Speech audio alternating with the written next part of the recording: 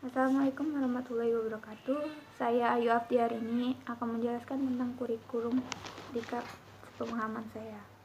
Diklat, pendidikan dan pelatihan. Pendidikan adalah suatu aktivitas pengembangan sumber daya manusia yang dirancang untuk meningkatkan kompetensi individu. Pelatihan, proses kegiatan yang dirancang untuk meningkatkan kinerja atau kemampuan spesifik individu pada pekerjaan yang sedang atau akan segera dihadapi. Pengembangan sumber daya manusia, suatu usaha untuk meningkatkan kemampuan teknis, teoritis, konseptual sesuai kebutuhan individu melalui pendidikan dan pelatihan. Siklus diklat secara umum. Yang pertama, identifikasi kebutuhan pelatihan. Penetapan tujuan diklat, perencanaan diklat, pelaksanaan diklat, dan evaluasi diklat.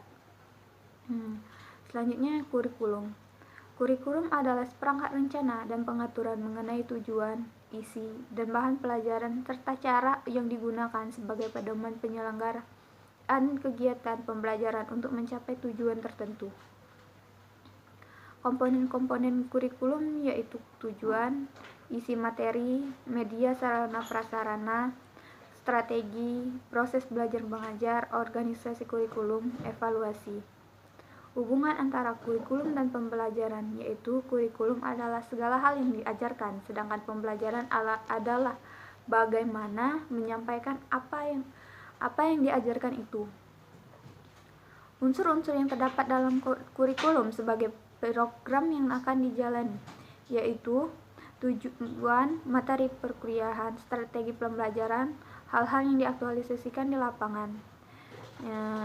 Ada ini sebagai dokumen, yaitu sebagai proses pembuatan rencana kurikulum, GBPP, perangkat dan buku-buku yang diperlukan dalam proses pembelajaran. Prinsip pengembangan kurikulum yaitu relevansi, fleksibilitas, kontinuitas, dan efektivitas serta efisiensi. Kurikulum pada kegiatan diklat. Kurikulum sebagai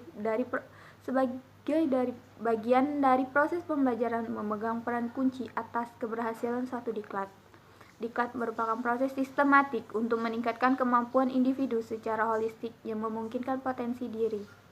Sejalan dengan itu, kurikulum disusun dengan menjalankan prinsip efisien, efektif, relevan, dan fleksibel. Fungsi kurikulum bagi diklat dapat dijadikan pedoman dalam melaksanakan pembelajaran, baik dalam merumuskan tujuan, menentukan bahan pelajaran, metode dan media, serta penilaian. Perencanaan kurikulum. Perencanaan atau planning adalah proses penyusunan, penetapan, dan pemanfaatan sumber-sumber daya secara terpadu dan rasional, agar kegiatan-kegiatan yang akan dilaksanakan dapat berjalan secara efektif dan efisien sesuai dengan tujuan yang diharapkan.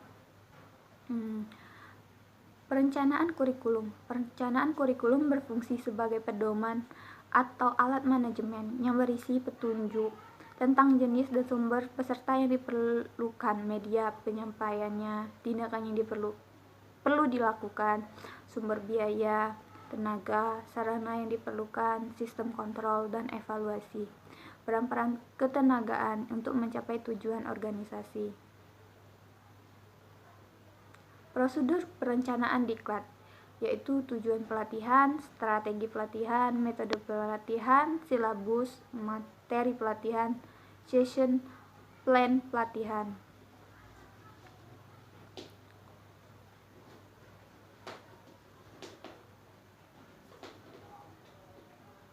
Siklus diklat secara umum yaitu identifikasi kebutuhan pelatihan, penetapan tujuan diklat, perencanaan diklat, pelaksanaan diklat, serta evaluasi diklat.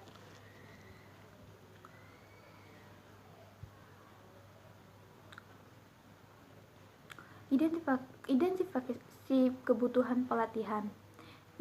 Identifikasi kebutuhan diklat adalah studi yang sistematis mengenai suatu permasalahan kinerja dengan menggunakan data yang dapat dari berbagai sumber untuk membuat kebutuhan yang efektif atau rekomendasi tindak selanjutnya.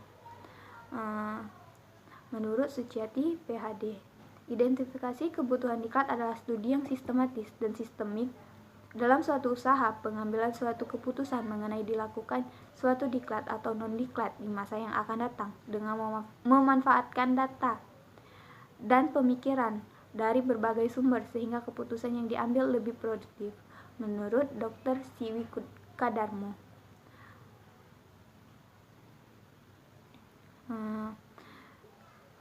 Analisis dan prinsip pengembangan materi dan bahan ajar dalam pelatihan, yaitu materi pelatihan adalah pengetahuan, keterampilan, dan sikap yang harus dikuasai oleh peserta pelatihan untuk mencapai standar kompetensi yang telah ditentukan. Materi atau bisa disebut sebagai bahan ajar berfungsi untuk pedoman substansi kompetensi yang seharusnya dipelajari atau dikuasai oleh peserta diklat. Terdapat dua jenis bahan ajar, yaitu bahan ajar cetak dan non-cetak. Bahan ajar cetak yaitu handout, buku, modul, lembar kerja siswa, dan sebagainya. Sedangkan contoh dari bahan ajar non-cetak yaitu video, audio, multimedia interaktif. Analisis juga sangat dibutuhkan dalam mengembangkan kompetensi infrastruktur terkait dengan pengetahuan konten, materi ajar, dan pengetahuan pedagogi. Materi ajar seperti kebermanfaatan peserta didik, diklat, struktur keilmuan, berbagai sumber belajar yang relevan, alokasi waktu. Yang harus diperhatikan dalam menyusun materi ajar yaitu standar kompetensi atau kompetensi inti, kualifikasi kemampuan minimal peserta didik yang menggambarkan penguasaan pengetahuan, sikap, dan keterampilan yang diharapkan dicapai pada setiap kelas dan atau semester pada suatu mata pelajaran. Kompetensi dasar yaitu kepengetahuan, keterampilan, dan sikap minimal yang harus dicapai oleh peserta diklat untuk menunjukkan bahwa peserta diklat telah menguasai standar kompetensi yang telah ditetapkan. Jenis materi yaitu konsep, prinsip, prosedur, fakta. Selanjutnya indikator. Perilaku yang dapat diukur dan atau diobservasi untuk menunjukkan ketercapaian kompetensi dasar tertentu yang mencapai acuan penilaian mata pelajaran. Tujuan pembelajaran yaitu perilaku hasil belajar yang diharapkan terjadi atau dikuasai oleh peserta diklat setelah mengikuti kegiatan pembelajaran tertentu. Yang terakhir yaitu identifikasi kebutuhan. Penyusunan bahan ajar yaitu kecermatan isi, ketetapan kecakupan, ketercernaan bahan ajar, penggunaan bahasa, perwajahan atau pengemasan, ilustrasi, kelengkapan komponen. Mungkin sekian penjelasan dari saya. Bila ada kata saya mohon maaf, kepada Allah saya mohon ampun.